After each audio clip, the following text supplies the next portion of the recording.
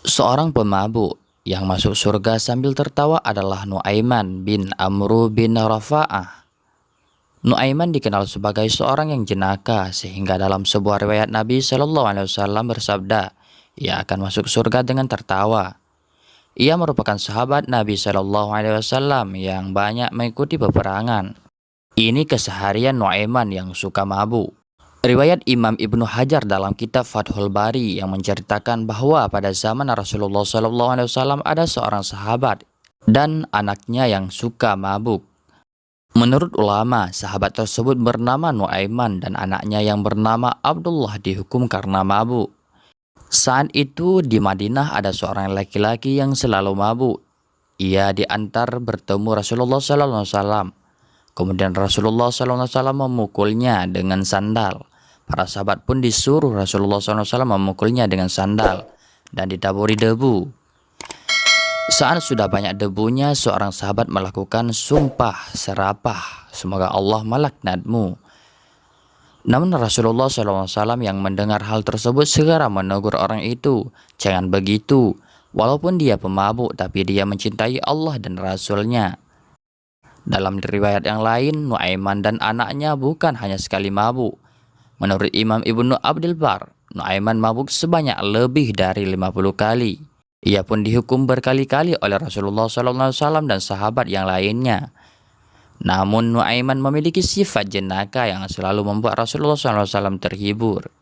Kisah jenaka Nuaiman saat jual temannya. Nuaiman pernah berulah sampai-sampai membuat Rasulullah SAW tersenyum hingga nampak gigi gerahangnya. Diceritakan pada suatu hari Nuaiman pernah diajak berdagang oleh Abu Bakar As-Siddiq bersama sahabat yang lain untuk pergi ke negeri Syam. Salah satunya adalah Suwaibid bin Harmalah. Saat hari mulai menjelang siang, Nuaiman yang sudah lapar menghampiri Suwaibid yang saat itu ditugaskan untuk menjaga makanan. Suwaibid dengan sikap penuh amanahnya tentu menolak saat Nuaiman hendak meminta satu potong roti untuknya. Nuaiman pun berjalan ke pasar dan mencari-cari wilayah yang menjual hamba sahaya atau budak hingga kemudian Nuaiman berkata kepada orang-orang di sana bahwa ia memiliki hamba sahaya dengan harga yang sangat murah.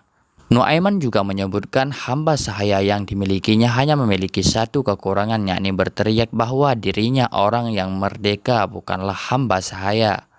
Mendengar itu orang-orang di sana pun tertarik dan Nuaiman mengajaknya menghadap Suwaibid. Itu ada orang yang berdiri sedang menjaga makanan, itu hamba sahaya saya, kata Nuaiman pada mereka. Mereka pun memberikan uang pada Nuaiman dan menghampiri Suwaibid untuk menangkapnya. Suwaibid yang terkejut kemudian berkata, saya bukan hamba sahaya, saya orang merdeka, yang hanya dibalas oleh orang-orang tersebut bahwa mereka sudah tahu kekurangannya itu. Selang beberapa waktu, Abu Bakar As-Siddiq pun kembali dan mencari-cari Suwaibid yang dijawab oleh Nuaiman, kemudian sudah saya jual wahai Abu Bakar. Nuaiman pun menceritakan dengan jujur apa yang terjadi pada Abu Bakar. Kemudian Suwaibid kembali ditebus oleh Abu Bakar dari orang-orang Syam itu. Sampailah kisah ini tersebut ke telinga Rasulullah SAW. Kisah ini yang membuat Rasulullah SAW tersawa hingga menunjukkan gigi gerahangnya di depan para sahabat. Perawi hadis mengatakan bahkan setelah 1 tahun berlalu, Rasulullah SAW pun selalu menceritakan kisah Nuaiman dan Suwaibid ini kepada para tamunya. Nah, beginilah kisah Nuaiman. Beliau melakukan mabuk namun beliau memasuki surga karena takzimnya kepada Rasulullah dan taatnya dia kepada Allah Subhanahu wa taala.